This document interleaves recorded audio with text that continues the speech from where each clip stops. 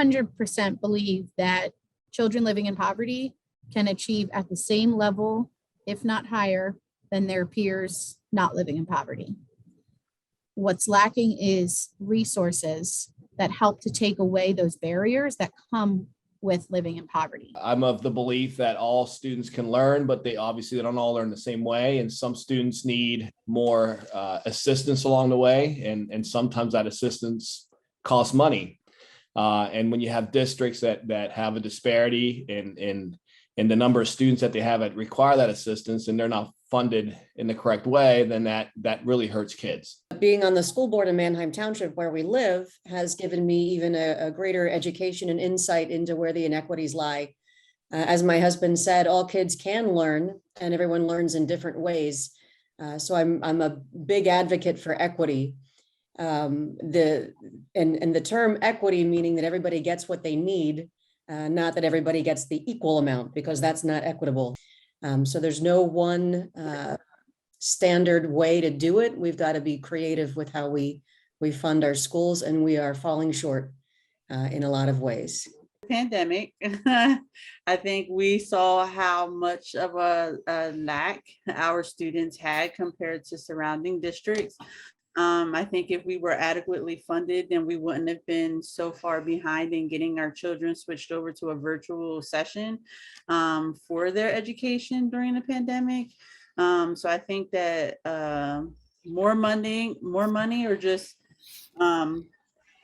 adequate money in general would have been a big help during the initial phases of the pandemic, and then even going throughout it.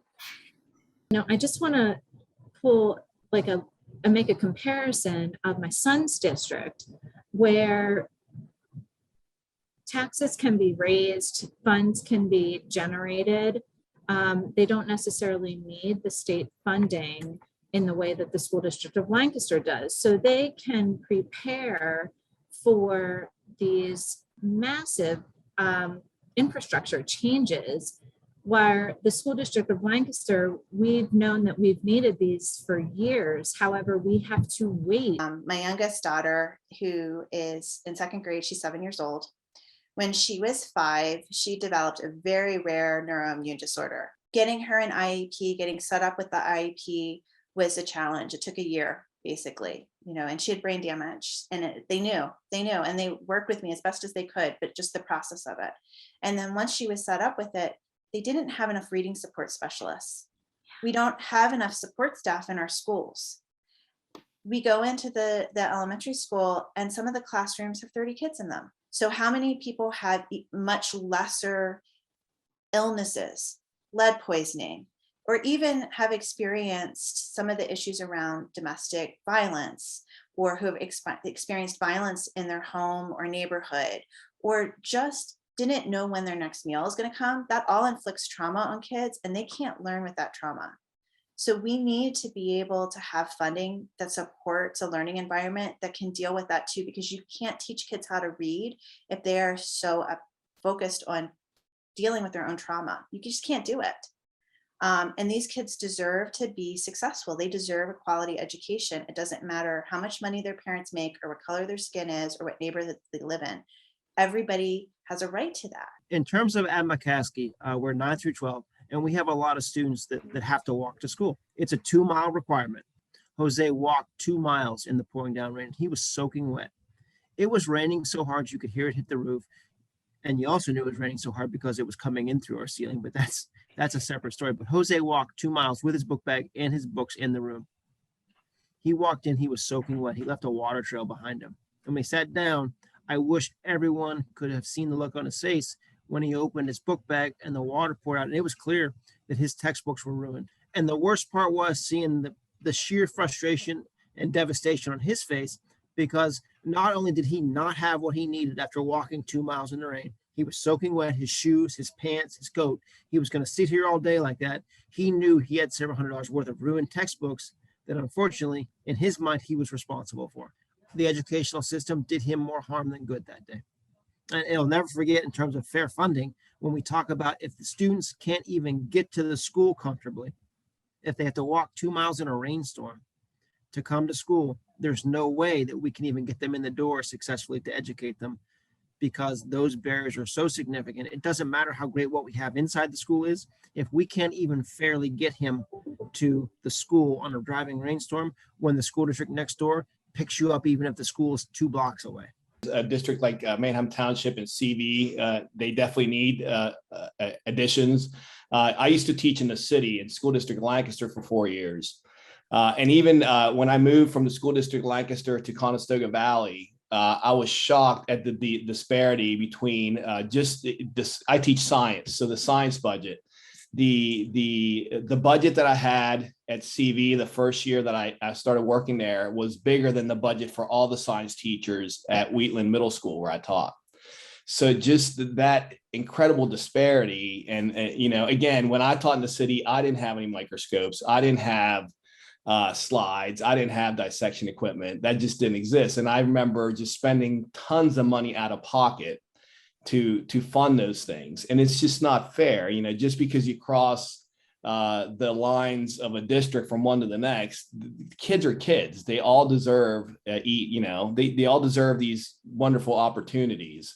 As a school counselor, I really try to incorporate like future ready learning for our kids and try to provide them with opportunities to look at what is out there for them once they get past high school. So, and with middle school, I always say it's never too young to start looking at your future. So trying to do college tours and stuff like that. So there was, I think it was 2 years ago, I was looking to set up a college tour for our 8th graders to go, I think it was to see like a historic Black university, because most of our kids here are, Hispanic or African American.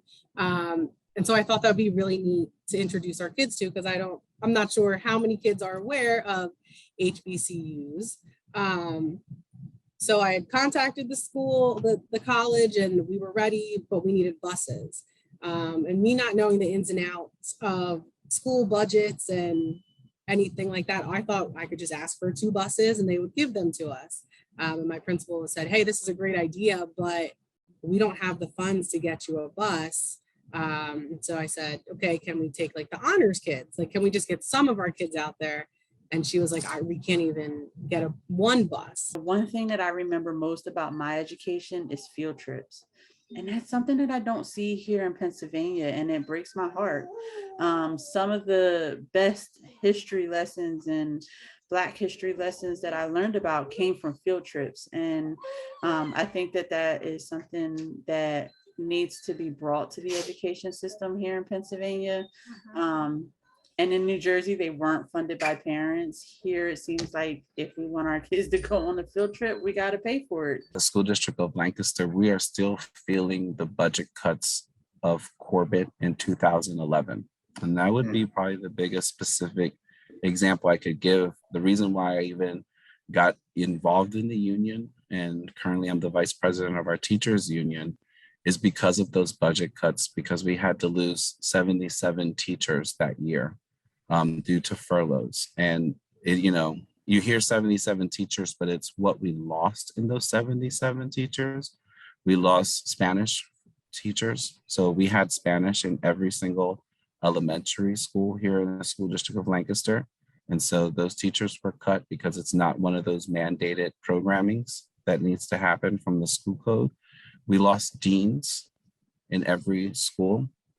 But that has led sometimes to major discipline issues. When Superintendent Dr. Rao came in and saw, whoa, what's all these suspensions coming from? Well, you came in 2015, and in 2011, there was a budget cut that cost all of these deans. We lost homeschool visitors. And I think that's you can't teach students if they're not in school. And so our homeschool visitors were those almost like social workers that were going out into our community and making sure that our kids were not truant and they were actually in the school. So when you lose those that are trying to get them here, and then once they get here, those who are helping them through, the restorative process or the reset process when they're upset or frustrated. So you have no deans, you have no homeschool visitors, you lost one of your specialists with Spanish teachers, And we wonder then 10 years later why our district is, not where it needs to be. It's because we don't have the funding. Our students can, if as they get their junior and senior year, can sign up for dual enrollment advanced courses to take a college course, math, science, English, social studies, foreign languages, or computer science or engineering, which we know is a field in demand. We have students using 15-year-old computers because our school does not have the resources for those students to sit here at our campus and do their advanced college coursework. So we have students trying to figure out how to get the resources to complete a college level course here at our high school because they don't have access to Wi-Fi. They don't have access to a newer computer. And I'm not even saying a brand new computer, but they certainly aren't competitive with the rest of their students in their class to the point where we can prepare our students academically to qualify on the placement exam to sit for this advanced course in drafting engineering. But we don't have the resources for them to successfully complete the class with the rest of their classmates in that college class. I believe that every kid does have a chance, regardless of funding. And I think that's because of the teachers that we have and the people that we have currently working. Funding would make it easier. And how that would make it easier is that if we could have more teachers and I can have lower class sizes, then we can make up that educational gap that our students are coming in with the students with trauma and poverty. We can overcome that by having more teachers here to have a lower class size so I can give more individual attention. And the more individual or the lower class size that we have, then we can make up those gaps so that our students can meet the state standards. I'm profoundly disappointed in our legislature. I have been just deeply amazed at the level of callousness, at they willingly lack, I think it's purposefully lack, any sort of intellectual curiosity about the educational process. I'm not impressed by them at all.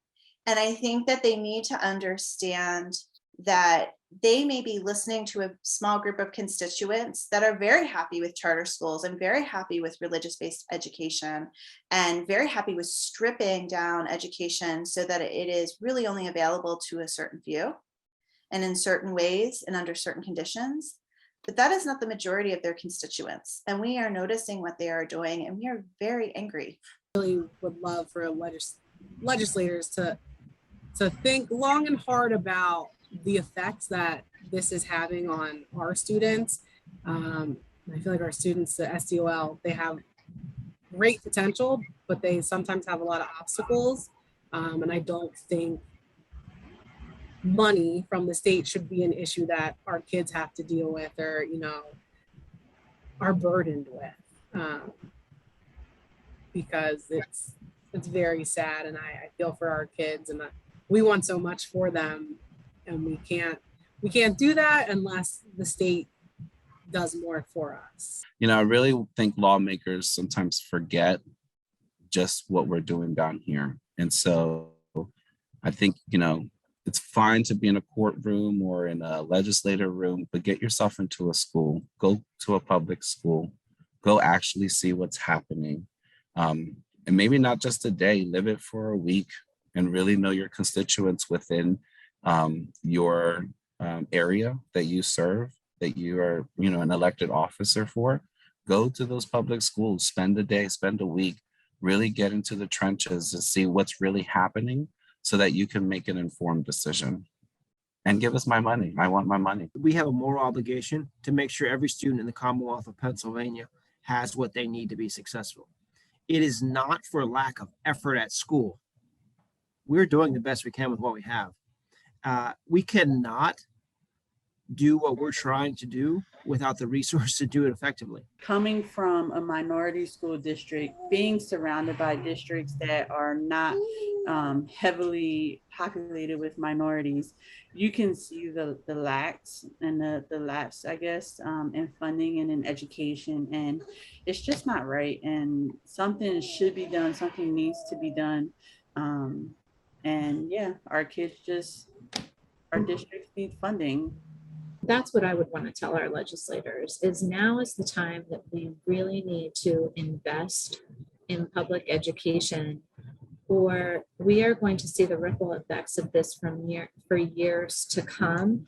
And it will not just be in regard to education, but it will be in our future workforce. So another thing that the defense brought up was, why do students who are going to be flipping pizzas need to take chemistry courses? It's not our decision to plan out these students' paths. That's that poverty cycle that needs to be broken. We cannot decide that that child's just going to flip pizzas or burgers, so they don't need to take this track. That's not our job. Our job is to expose them to all these opportunities and all these different ways of life and let them make an informed decision about their future. Instead of deciding that the poor districts, those kids just need to continue on and work their minimum wage jobs, while the wealthier districts, we're going to provide them every opportunity for them to be high achieving and continue the jobs that their parents are currently doing. We need to break the cycle, and that's by not setting these kids on a predetermined track. Public education is working in Pennsylvania. I think we as Pennsylvanians have a stark decision to make. What kind of future do we want? Because without fairly funding public education, we will not have the future that we all claim Pennsylvania provides. Seems as though, as with anything, the longer you let something go, the deeper the hole gets. So digging out of what's happening now is really hard because it's been happening for so long. What I see in my own community in Manheim Township as a school board member, watching what our needs are and raising our taxes within the Act 1 index all the time. And I look at what we're bringing in with tax increases and what we could be getting with fair funding. We wouldn't need to burden our community residents, our homeowners and taxpayers with what we burden them with if we had fair funding. We see that just, kids learn differently. Kids require different things to be successful. And for some, it's more of a grind than others. And just the fact that, we have to provide for all, because eventually they're going to graduate and they're going to go into the workforce and they're going to be members of our community. And if, we can either pay now or we can pay later. If we don't prepare them now, they're going to struggle and they're going to require funding some other way that's not as productive. So we might as well, invest now so that we have a lot of productive citizens later. Because the promise of a quality K-12 education and everything that gives a child is tied up into the promise of what America is. It is part of who we are. It's the fabric of who we are, to give people that opportunity. And so what they are essentially doing is denying Black, brown, and poor people that opportunity to actually fulfill the promise that they have as American citizens. Outside of this, it comes down to equity as well. At the end of the day, my local wealth should not determine whether or not I'm going to make it or not. And to me, this is about how many Black and brown kids and people and students of color, BIPOC students, have been left out of the game because of shortchanged in funding. And so, I'm all about being what's fair and what's right. And part of that is, what we learned from the good book too, is like, if I have, you have. And I think that's just a way of society that we need to do better. So if I can do anything to lift up the voices of Black and brown children, I'm going to find my way to that and do that. And I find that school funding is definitely one of those ways that would help students of color succeed.